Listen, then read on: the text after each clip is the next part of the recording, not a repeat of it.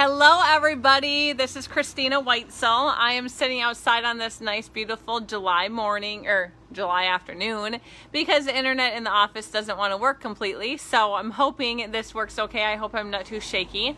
But I have great news for you. I have a lot of people asking me about investment properties and how to get into investment properties and what the best way to have a lender talk about investment properties, because that's the biggest hurdle is getting finance for these investment properties. So I'm pleased to introduce Josh Esser. He works with Royal Bank in Cobb, and I think you guys have a couple other locations too, right, Josh? We do. How are you, Christina? Good. How are you doing? I'm good. We do have Good. 19 different locations in central and southwest Wisconsin. Each branch is a full service bank, or full service branch. And then jumping right into, so I'm going to focus primarily on two different type of investment properties for the financing on that today. The first one is going to be the true. Oh, yep. Keep going. Sorry. Okay. Sorry, guys, just hang on. Our internet sometimes is in and out. So if we over talk on each other, just hang on. So yeah, Josh is going to share the best ways to get into investment properties and all that. So Josh, I'll quit talking. It's your turn now. All right, perfect. The couple different type of investment property financing that we have is we're going to talk about the conventional, meaning it's going to be in-house fixed with the bank. So typically what we're going to look for is you're going to have to put the 20% down. So the loan to value is going to be 80%. With that, we can do a 3 or a 5 year fixed rate with an amortization up to a 20-year. And then after the 3 or 5 years, it's going to balloon out, and it's going to be based on, we'll rewrite the note based on what the market conditions are at that time.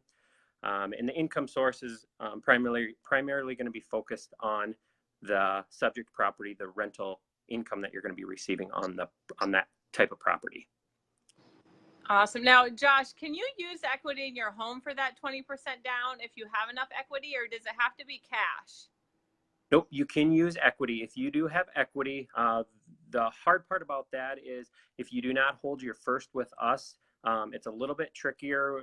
We're going to have to really focus on how much equity you do have in your property, because that's where we're going to be obtaining it from. And if we don't have the first, we do have to work those bugs out, but we can pull equity out of a property if you do have the equity available, and there's other strengths that would mitigate that factor. Awesome. Good. And what's the second way that you can do an investment property loan? The other option that we have is we're going to be working with an investment company. So the bank itself, we're going to go ahead and we're going to package the deal. You're going to work directly with us up front. With that, we're going to look at the number of units, whether it's a 1 unit or a 2 to 4 unit. If it's a 1 unit, again, the purchase price, you're going to have to put the 20% down. If it's a 2 or a 4 unit investment property, you're going to have to put a little bit more down. You're going to have to put the 35% down, so a loan to value of 75%. Okay. With that, the perk that you would have is obviously you're going to be able to lock that rate in for the full 15, 20, or 30 year, whichever option you go with. So you never have to worry about if rates go up. You're going to be locked in for the long term. So we're going to really focus on that. Is if you believe this investment property is going to be a long-term investment, that may be the best option that we want to go with versus doing something in-house.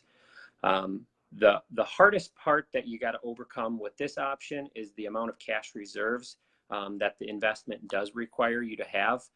Typically, it's going to be 2, 3, 4, 5 months of cash reserves of principal, interest, taxes, and insurance on each subject property that you have, each rental property that you have.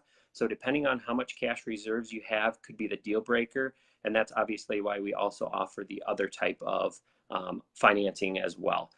But you do want to offer both options just because there are interest rate risk as well. All right. So with the cash reserves, dumb it down a little bit more for us. So